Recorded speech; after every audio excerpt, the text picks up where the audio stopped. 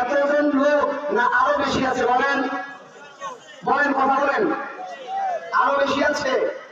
যেই দেশে 100 জনের মধ্যে 92 জন মুসলমান, মসজিদে গেলে 100 জনের মধ্যে একজন পাওয়া অসম্ভব, রমজান মাসে রোজায় একজন পাওয়া অসম্ভব, ইসলামিক দলের মধ্যে 100 জনের মধ্যে একজন পাওয়া অসম্ভব, দিন ধর্ম ইসলামিক অনুশাসন মানতে গেলে 100 জনের মধ্যে একজন পাওয়া অসম্ভব।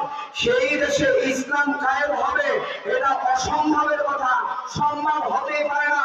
সম্মানিত হাজিরিন, যদি ইসলাম কায়েম হওয়ার পূর্ব লক্ষণ আমরা দেখি, তাহলে 100 জনের মধ্যে কমপক্ষে 92 জন মুসলমান যেহেতু, তাহলে আমাদের সংখ্যা বেশি